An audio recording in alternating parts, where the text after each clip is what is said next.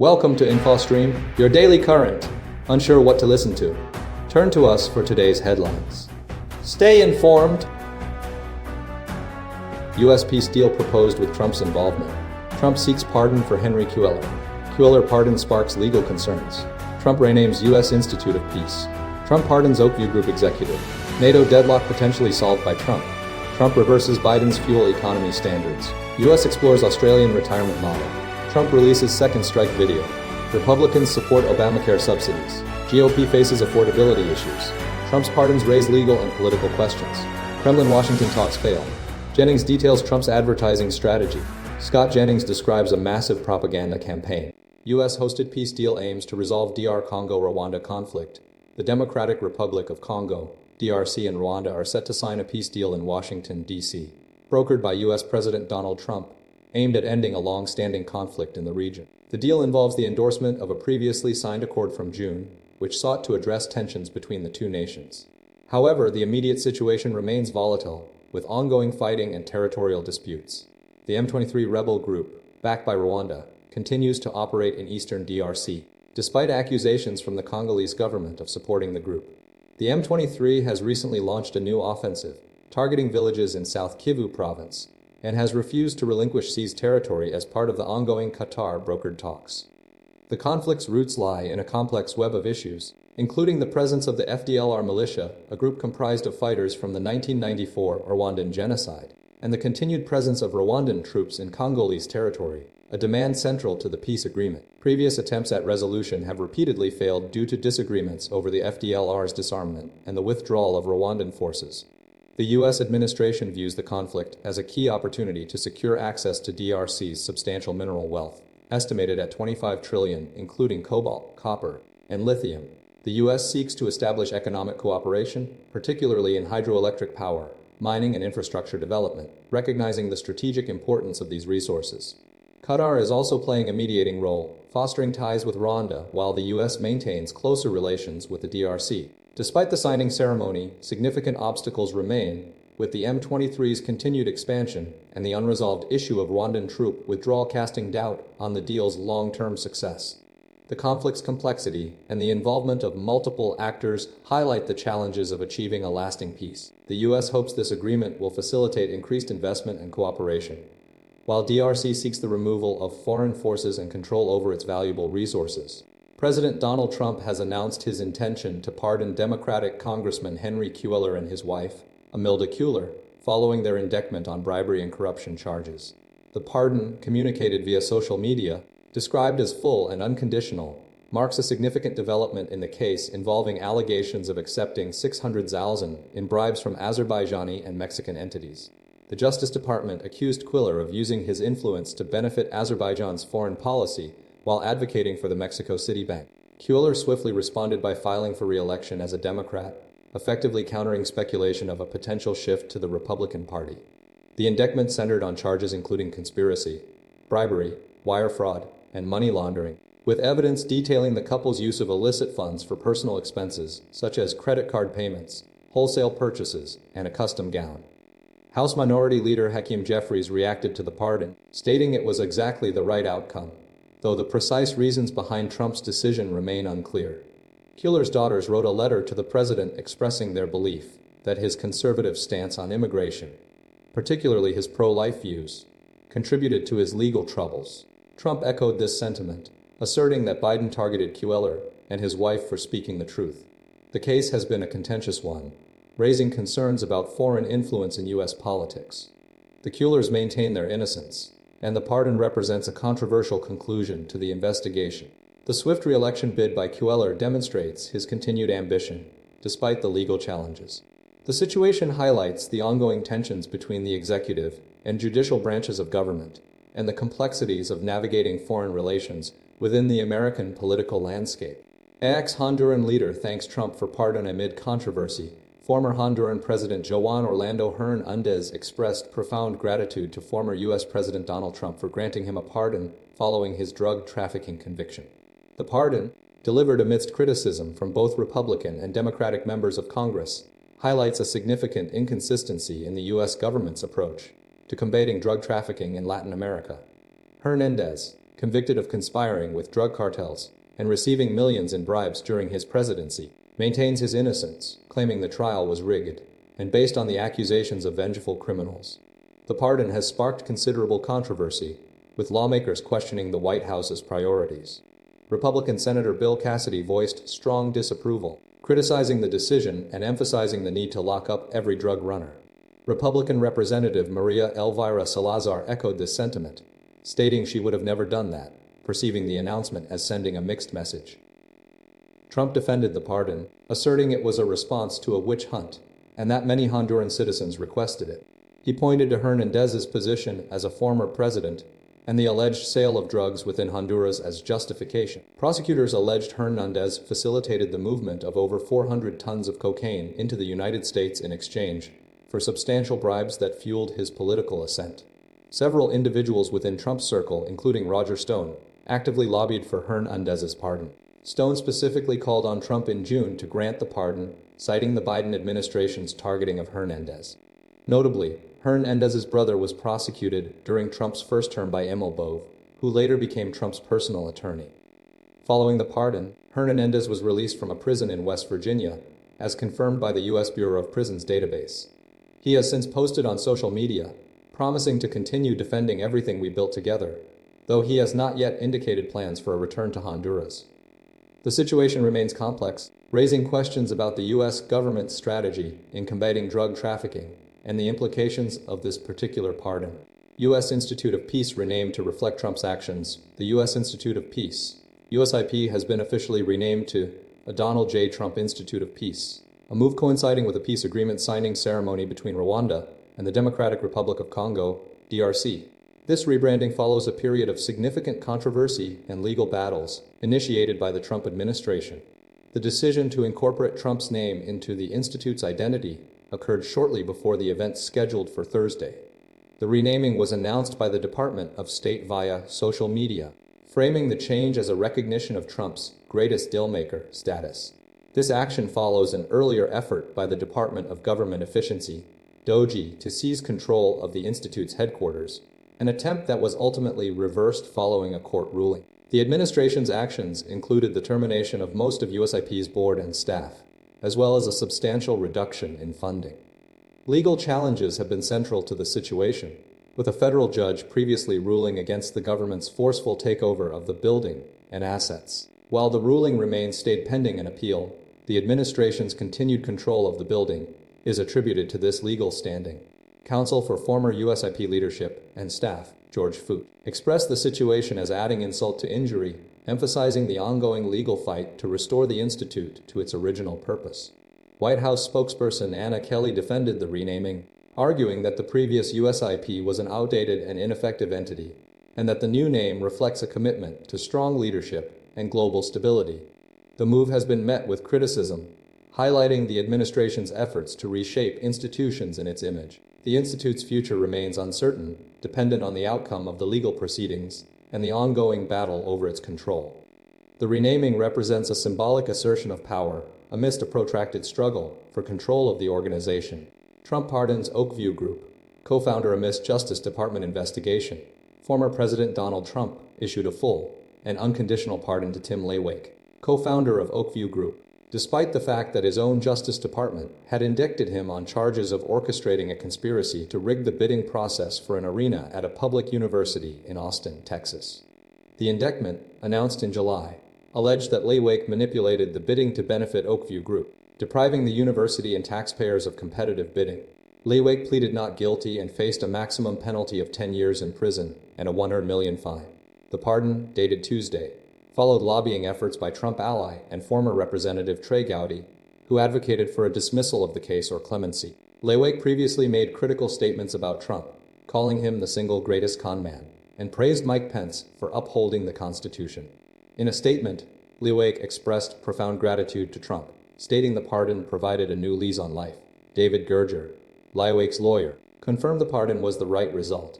This action is part of a series of surprising clemency moves recently undertaken by Trump, including the erasure of a major U.S. drug trafficking conviction for former Honduran President Juan Orlando Hernandez and a full and unconditional pardon for Texas Democratic Representative Henry Cuellar and his wife, Imelda, who faced bribery charges.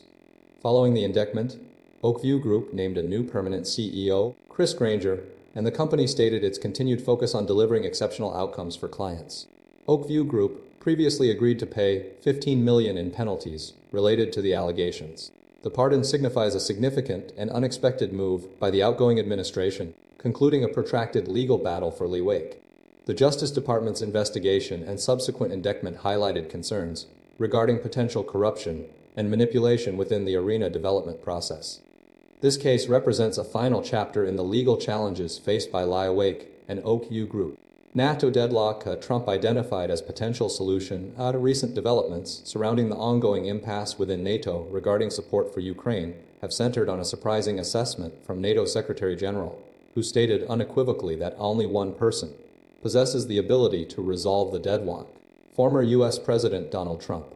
This assertion, reported by CNN, marks a significant shift in the diplomatic landscape and suggests a willingness within the alliance to consider unconventional approaches to address the escalating conflict. The core of the deadlock stems from differing opinions among member states concerning the level and type of assistance to be provided to Ukraine. Several Eastern European nations, particularly those bordering Russia, advocate for a more aggressive stance, including increased military aid and a willingness to directly intervene. Conversely, some Western European countries express concerns about escalating the conflict and potential wider repercussions for European security. Trump's purported role in breaking the impasse remains largely undefined, but sources indicate he has been privately engaged in discussions with key NATO leaders. His perceived ability to influence the situation is attributed to his previous relationship with Ukrainian President Volodymyr Zelensky and his known willingness to challenge established norms. Meanwhile, in Gaza, a devastating escalation of violence has unfolded. An Israeli military strike resulted in a fire in a displacement camp, causing at least 5 fatalities and numerous injuries. The Israeli military claims the strike targeted Hamas members, asserting that the militant group disregarded a ceasefire agreement. The situation in Gaza continues to deteriorate, with Palestinian civilians bearing the brunt of the conflict. The immediate focus remains on providing humanitarian aid and assessing the full extent of the damage. The broader implications of this violence are interwoven with the ongoing NATO discussions, highlighting the complex and interconnected nature of the crisis in Eastern Europe. Trump rescinds Biden's fuel economy standards, setting consumer benefits. Cutting President Donald Trump announced a plan to reverse the Biden administration's fuel economy standards for vehicles, framing the decision as a positive step for consumers and the American automotive industry. Speaking from the Oval Office, Trump argued that the previous standards forced automakers to incorporate expensive technologies, leading to higher car prices. He asserted that the changes would save consumers at least $40,000 per vehicle, potentially significantly more. The move directly challenges the Biden administration's efforts to increase fuel efficiency requirements for new vehicles, driven by a push towards electric vehicles and combating climate change. Secretary of Transportation Sean Duffy echoed Trump's criticisms, stating that the Biden administration's policies were making cars less affordable. Duffy emphasized that the revised standards would allow more Americans to purchase new vehicles. Key figures within the automotive sector actively supported Trump's initiative. Ford CEO Jim Farley praised the administration's decision, highlighting the alignment with market realities and the potential for progress on carbon emissions while maintaining customer choice and affordability. Similarly, Stellantis CEO Antonio Filosa expressed appreciation for the administration's efforts to realign corporate average fuel economy as KFA standards with actual market conditions, emphasizing the importance of environmentally responsible policies alongside customer freedom and price accessibility. The core of the reversal centers on the corporate average fuel economy, KFA standards established in 1975. The Biden administration's proposed increases were intended to promote electric vehicles and reduce greenhouse gas emissions. Trump's administration contends that the new standards will boost sales, create jobs within the automotive sector, and ultimately benefit American consumers.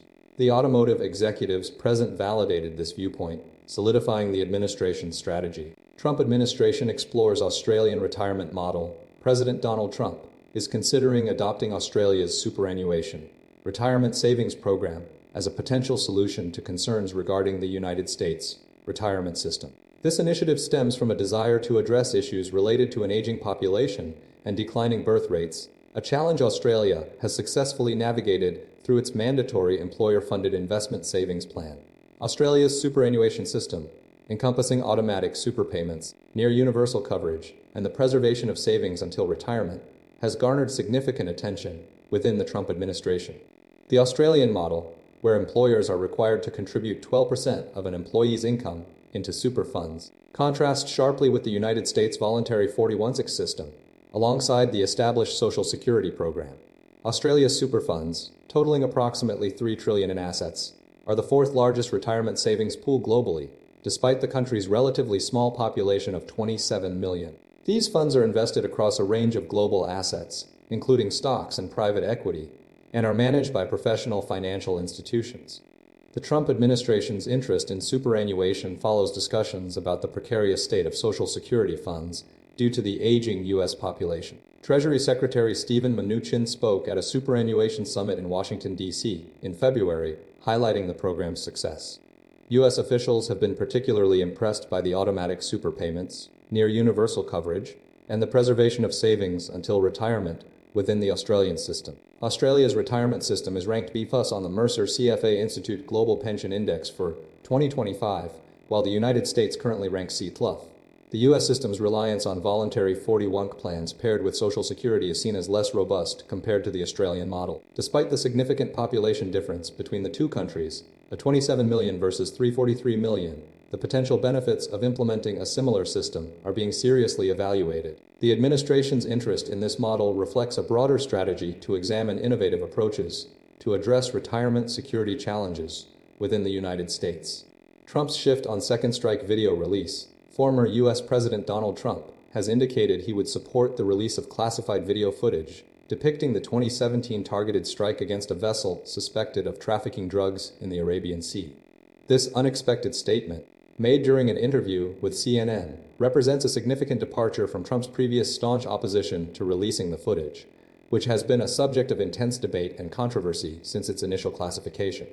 The video, initially classified as top secret SCI, shows the U.S. Navy conducting a targeted attack on the vessel, resulting in casualties.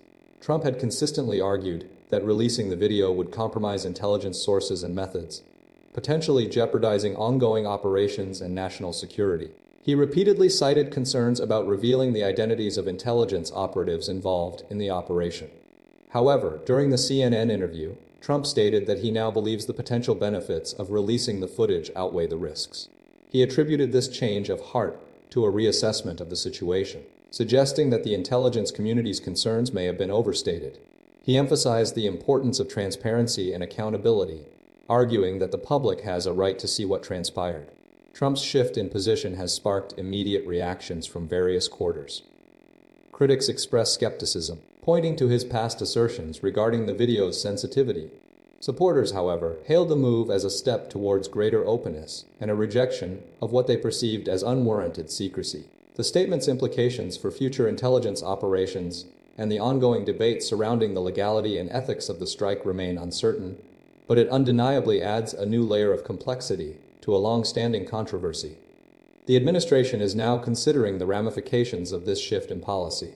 Millions of Republicans want Obamacare subsidies extended. Recent polling indicates a significant portion of Republican Obamacare enrollees desire the continuation of enhanced premium subsidies, despite Republican opposition.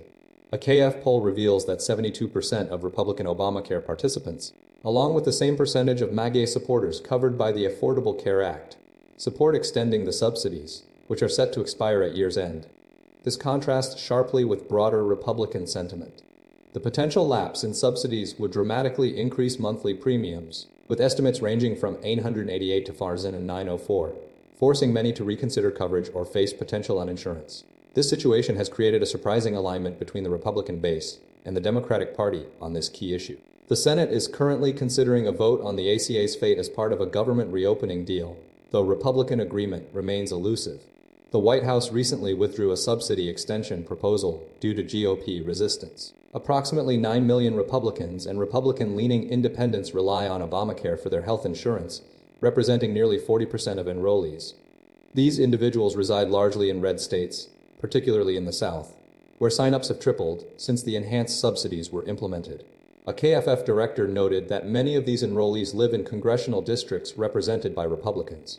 The looming subsidy expiration poses a significant affordability challenge, with over half of surveyed individuals stating they could not afford a $300 premium hike without substantial financial disruption. A quarter of enrollees would be very likely to go without health insurance if premiums doubled, and 15% would consider a different job offering coverage. Despite a long-standing Republican opposition to Obamacare, a surprising shift is occurring. Trump's support for extending the subsidies reflects a pragmatic recognition of the potential economic and political fallout. Critics point to the difficulty of reversing established government programs and the impact on millions of Americans. Trump's stance is supported by National Economic Council Director Kevin Hassett, who emphasizes the president's commitment to affordable health care.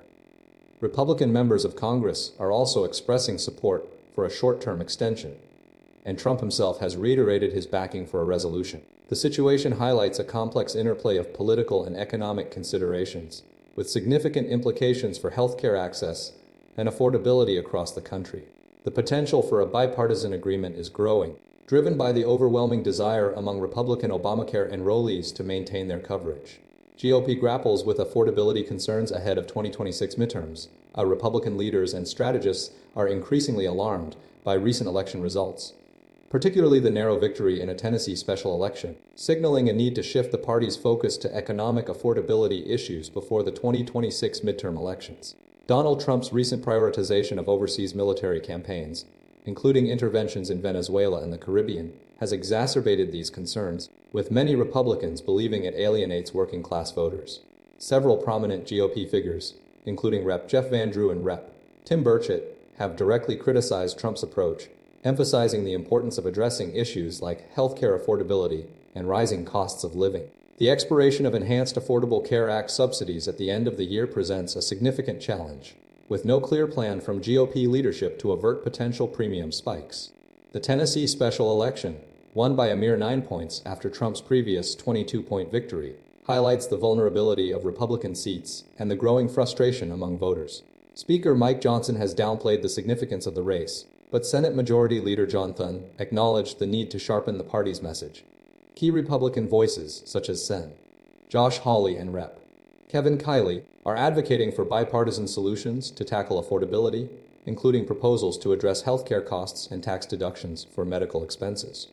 Sen. Rand Paul expressed skepticism about foreign interventions, arguing that prioritizing domestic issues is crucial for Republican support. The House's prolonged shutdown during the fall government shutdown further fueled criticism of the party's leadership for failing to address pressing economic concerns. Despite the growing pressure, Trump himself remains resistant to prioritizing affordability, dismissing it as a Democrat hoax. However, many Republicans believe a shift in focus is essential to secure electoral success in 2026, recognizing the urgency of addressing voter anxieties surrounding cost of living. The need for strong candidates, effective messaging, and financial resources is seen as critical to the party's prospects. Trump's unprecedented pardons spark legal and political concerns. Donald Trump's post-presidency pardon spree has intensified, raising significant legal and political anxieties across the United States. Laura Coates, CNN legal analyst, recently dissected the rapid pace of these pardons, highlighting their potential ramifications for ongoing investigations and prosecutions. The sheer volume of individuals granted clemency, including several convicted felons involved in significant crimes, is unprecedented in a former president's actions following leaving office. Specifically, Coates emphasized the potential for these pardons to complicate federal investigations, particularly those related to the January 6 Capitol attack. The pardon of individuals implicated in the riot could obstruct Justice Department efforts to gather evidence and prosecute those involved. Furthermore, the pardons could significantly impact ongoing legal proceedings involving Trump himself, potentially offering him legal defenses against charges related to his business dealings and the handling of classified documents. The legal team behind these pardons argue they are exercising a legitimate power granted to the president under the Constitution, emphasizing the importance of restoring justice for individuals they believe have been wrongly convicted or unfairly targeted. However, critics contend that the pardons are politically motivated, designed to shield Trump from legal accountability and potentially influence future elections. The Justice Department has expressed concerns about the potential for these pardons to undermine the integrity of the legal system. Legal experts are debating the extent to which these pardons can be legally challenged, with some arguing they could be overturned if they are deemed to violate federal law or constitutional principles. The situation remains fluid, with ongoing legal challenges and intense political debate surrounding the implications of Trump's unprecedented use of the pardon power. The long-term consequences of this pardon spree are still uncertain, but it undeniably represents a significant shift in the relationship between a former president and the legal system. Kremlin-Washington talks fail to produce Ukraine peace deal breakthrough. High-level discussions between Russian President Vladimir Putin and a delegation led by Donald Trump's special envoy Steve Witkoff and Jared Kushner concluded without a significant advancement towards a potential Ukraine peace agreement on December 3, 2025. The 5-hour meeting, held in Moscow, centered on negotiations regarding a framework for ending the conflict, but fundamental disagreements persisted between the parties. Key sticking points revolved around Russia's persistent demands, relayed through Witkoff and Kushner, for Ukraine to formally renounce its ambitions to join the North Atlantic Treaty Organization, NATO, and to cede territory within the Donbas region of eastern Ukraine, currently under Russian control. Ukrainian officials steadfastly rejected these maximalist conditions, viewing them as unacceptable and indicative of Russia's broader strategic objectives. Prior to the talks, Putin issued a stark warning, asserting Russia's readiness to respond defensively should Europe initiate hostilities, signaling a continued cautious approach despite the ongoing conflict. This statement underscored the volatile geopolitical climate and the potential for escalation. A senior NATO official indicated a lack of evidence suggesting Moscow's willingness to compromise, highlighting Russia's continued insistence on maintaining control over Ukrainian territory and diminishing Ukraine's military capacity. The official's assessment reflects the deep-seated distrust and the significant obstacles to achieving a lasting resolution. The Kremlin's demands remain firmly entrenched, and Ukraine's resolve to resist further territorial losses remains equally strong, suggesting a protracted and complex conflict continues. The meeting's failure to produce a tangible breakthrough highlights the profound differences in strategic goals and the challenging path toward a negotiated settlement. Jennings' direct inquiry reveals Trump's advertising strategy. Scott Jennings, a longtime advisor to Donald Trump, recently revealed a direct question he posed to the former president regarding the relevance of television advertisements. This anecdote, shared with CNN, offers a glimpse into Trump's approach to political advertising and highlights a key consideration within his campaign strategy. The exchange occurred during a meeting where Jennings was discussing the effectiveness of various advertising campaigns. Jennings reportedly asked Trump, "How relevant is this ad to you?" This seemingly simple question underscores a fundamental debate within Trump's team, whether to focus on broad, mass appeal messaging or to tailor advertisements to specific demographics and interests. The question reflects a concern about wasted spending on advertisements that might not resonate with the target audience. Sources indicate that Trump's preference has historically leaned towards broader, more populist appeals, often utilizing emotionally charged messaging designed to galvanize his base. However, Jennings' inquiry suggests a desire for a more data-driven approach, recognizing the importance of assessing the relevance of advertisements to individual voters. The revelation comes as political advertising continues to evolve, with sophisticated targeting technologies allowing campaigns to reach specific groups with personalized messages. Trump's direct question highlights a tension between traditional campaign strategies and the increasing demand for targeted advertising.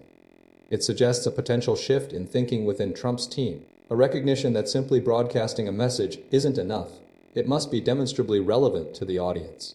This exchange offers valuable insight into the complexities of modern political campaigning and the ongoing debate surrounding advertising effectiveness.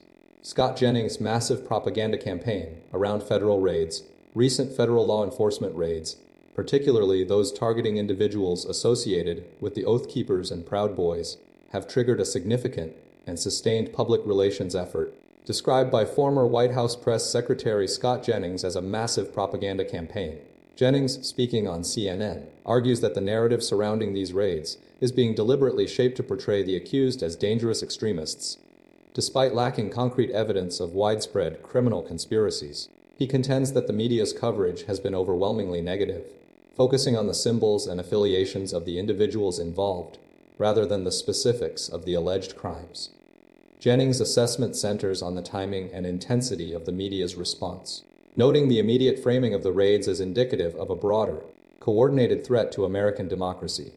He believes this has created a biased perception of the individuals targeted, many of whom are veterans, first responders, and private citizens with diverse political views. The focus on the Oath Keepers and Proud Boys, he asserts, is a deliberate tactic to demonize these groups and link them to extremist ideologies.